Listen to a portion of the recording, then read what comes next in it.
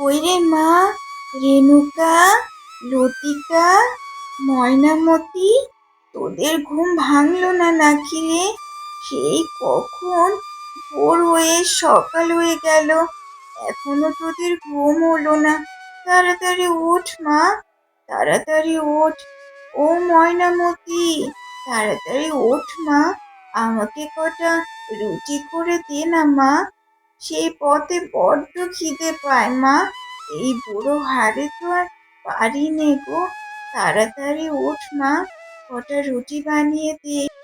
ময়নামতি মা, বেলা যে বয়ে যায়, ওদিকে সঠিক সময় মতো না যেতে পারলে যে একটা সবজিও বিক্রি হবে না মা। ওঠ না মা, তাড়াতাড়ি কটা রুটি বেলে দে না মা। পথে খিদে পেলে ওটা খেয়ে নয় খিদে মিটিয়ে নেব।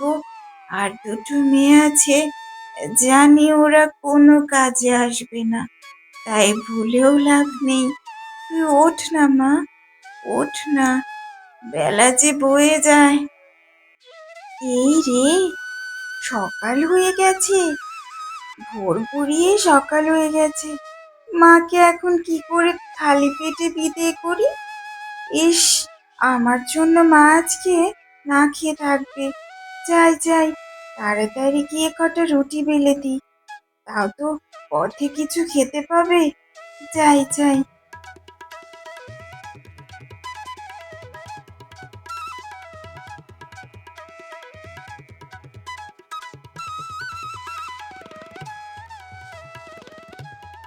মা, আমার চোখটা লেগে গেছিল, কখন যে ভোর হয়ে সকাল হয়ে গেছে আমি বুঝতেই পারিনি। একটু সময় দাও মা, আমি কটা ঝটপট রুটি বেলে তোমাকে দিচ্ছি। তুমি না খেয়ে গেলে আমার খুব কষ্ট হবে মা, আমাকে একটু সময় দাও, আমি রুটি কটা বেলে তোমাকে দিয়ে দিচ্ছি। তুমি যদি না খেয়ে যাও, পথে খেয়ে নিতে পারবে মা, তাহলে আর খেতে লাগবে না। যাও না মা, তুমি তোমার কাজ শেষ করো, আমি রুটি কটা বেলে আসি। বুঝলে তো মা? ইস, আমার জন্য আজকে মায়ের অনেকটা দেরি হয়ে গেল, কেন যে চোখটা লেগে গেল।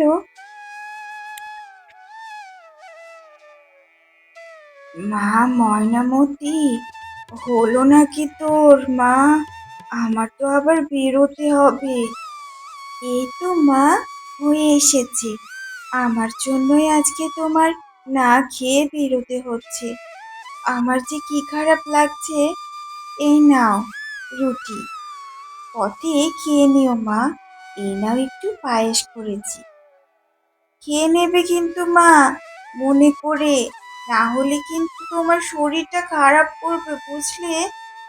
সে আমি খেয়ে নেবো মা ময়নামতি, তুই তোর দিদিদের সাথে নিয়ে খাবারগুলো খেয়ে নিস। আর তোর দিদিদেরকে বলিস তোকে যেন সাহায্য করে কাজে। দিদিরা আর কি কাজ করবে মা, আমি সব করে নেব, আমি একাই সব কিছু পারবো মা।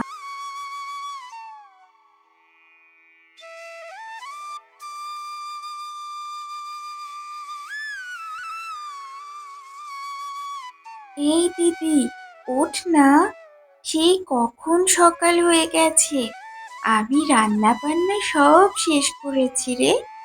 মা খাবার খেয়ে যেতে পারেনি, তাই পুটুলিতে করে নিয়ে গেছে। ওঠ না দিদি, চল না, একসাথে খাবারগুলো খেয়ে নি। এই শোন ময়নামতি, কে খেয়ে গেল আর কে না খেয়ে গেল সেই বকবকানি এখানে এসে কেন করছিস বলতো? আমার মাথাটা ধরিয়ে দিলি তো এই সাত সকালে। যা, বাড়ির কাজগুলো শেষ কর। কেউ নেবে নাকি গো? তাজা তাজা সবজি, পালং শাক, ওলকপি, খেতে ভারী মজা। কি গো বউ, নেবে নাকি?